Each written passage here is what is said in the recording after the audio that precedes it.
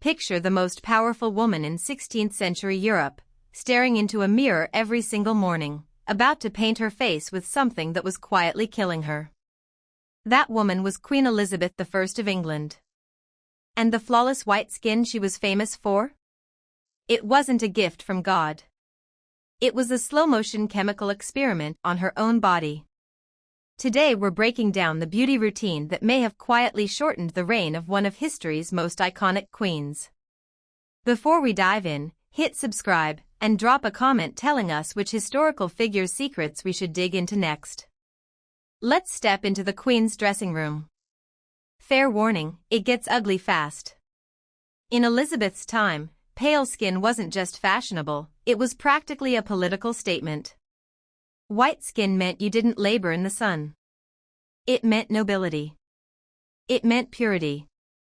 So the Queen's ladies mixed up a paste called Venetian ceruse, white lead powder dissolved in vinegar, and painted it across her face, neck, and chest like primer on a wall.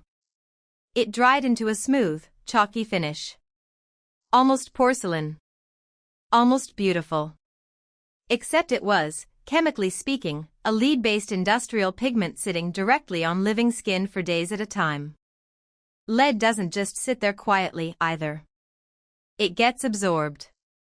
Slowly. Relentlessly. Into the bloodstream, into the organs, into the nervous system. Modern toxicologists will tell you, there is no safe dose of lead applied daily to your skin for decades. Elizabeth didn't have modern toxicologists. She had court painters telling her she looked radiant. But the lead face paint was only half the crime scene. For that famous blood-red mouth in her portraits, Elizabeth's ladies reached for cinnabar, a mineral that looks stunning and is, unfortunately, loaded with mercury. Dabbed straight onto the lips, mercury sulfide gave that unmistakable crimson stain. It also meant mercury vapor and residue sitting on one of the most absorbent tissues on the human body. And when it was finally time to take the makeup off?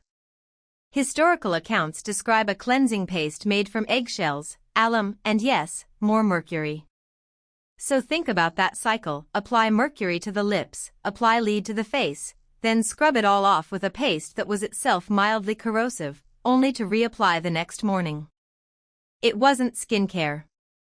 It was a slow chemical sandblasting, repeated for roughly 40 years. Here's where it gets grim. Chronic lead exposure doesn't announce itself with a single dramatic symptom. It creeps in sideways, hair thinning, skin turning gray and leathery, muscles aching for no clear reason.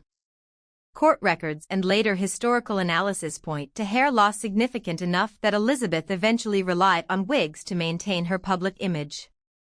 Mercury poisoning brings its own signature symptoms too: memory lapses, irritability, mood swings, anxiety. Several accounts from courtiers in her final years describe a queen who had grown withdrawn, suspicious, and difficult to reach.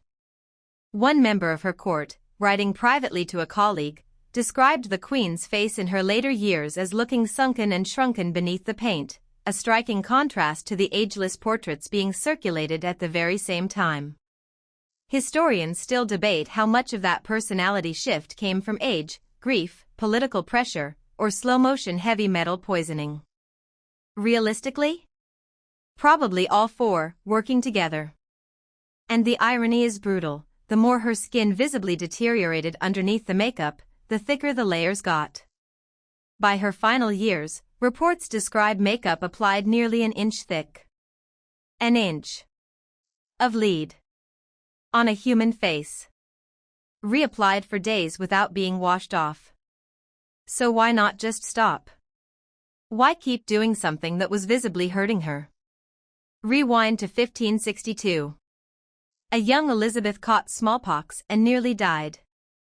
She survived, but the disease left permanent scarring across her face, at an age when public image was inseparable from political power. In a court obsessed with appearances, visible scars weren't just a personal insecurity. They were read as a crack in the Queen's authority, proof that the Virgin Queen, positioned almost as a living symbol of the nation, was mortal after all. Elizabeth herself once told Parliament that rulers live their entire lives on stages, in the sight and view of all the world, every flaw instantly noticed, instantly judged. So the makeup wasn't vanity.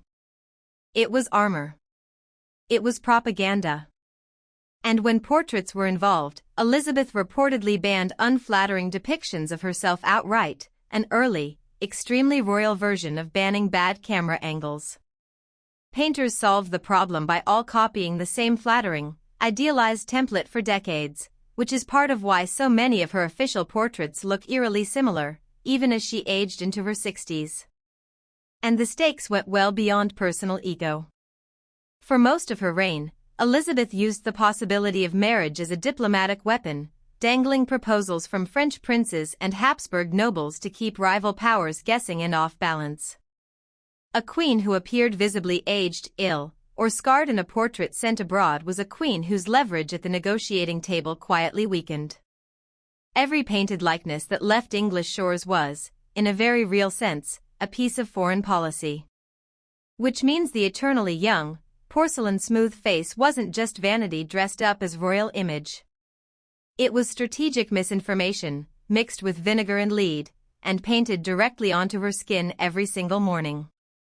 By the final months of her reign, Elizabeth's health was visibly failing.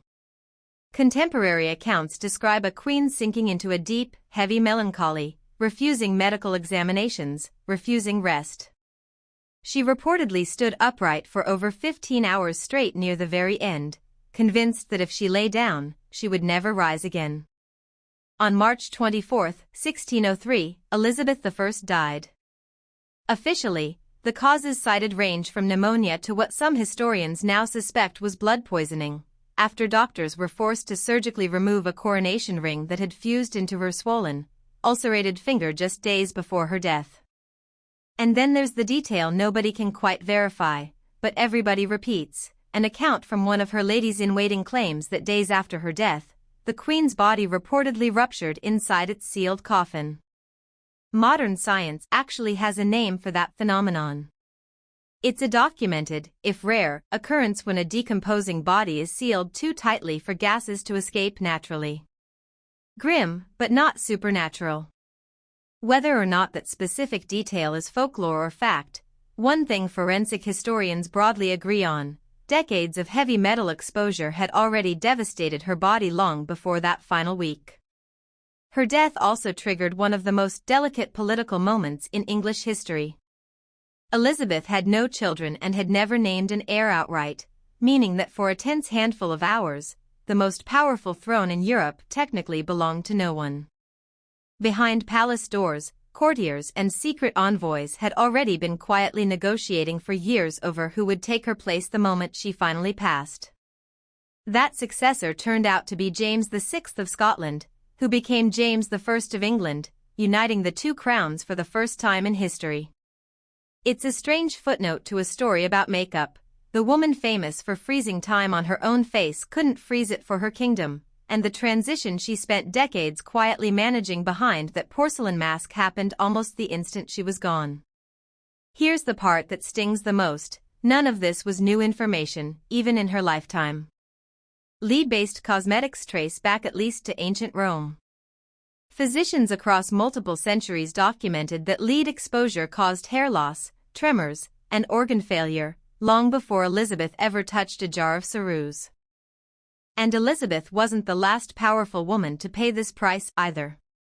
More than a century later, in Georgian England, high society beauties were still coating their faces in the same white lead paste, chasing that identical porcelain ideal. One celebrated society beauty of the 1760s reportedly died in her 20s, her skin ravaged by the very cosmetics that had made her famous. On the other side of the world, in Edo period Japan, geisha and courtesans used a white powder called oshiroi, also lead-based, applied daily to the face and neck for that same otherworldly, doll-like complexion. Physicians of the era eventually linked it to tremors and developmental problems in the children of women who wore it constantly. It wasn't formally classified as a poison in England until 1634, roughly 3 decades after Elizabeth's death. By then, the damage to her, and to countless other people chasing that same porcelain ideal across different centuries and different continents, was already done. Even now, health regulators in multiple countries still periodically pull imported cosmetics off shelves after finding trace heavy metals inside them. The chemistry has quietly evolved. The impulse driving it barely has. And honestly, the instinct never disappeared, it just changed ingredients. Beauty standards built on pain are one of history's most stubborn habits. So the next time you see one of those flawless, glowing portraits of the Virgin Queen, remember what was actually happening underneath that porcelain mask. What do you think? Was it vanity, survival, or just the brutal price of power in the 1500s? Tell us in the comments. And if you want more stories about the strange, uncomfortable side of history, you know exactly what to do next.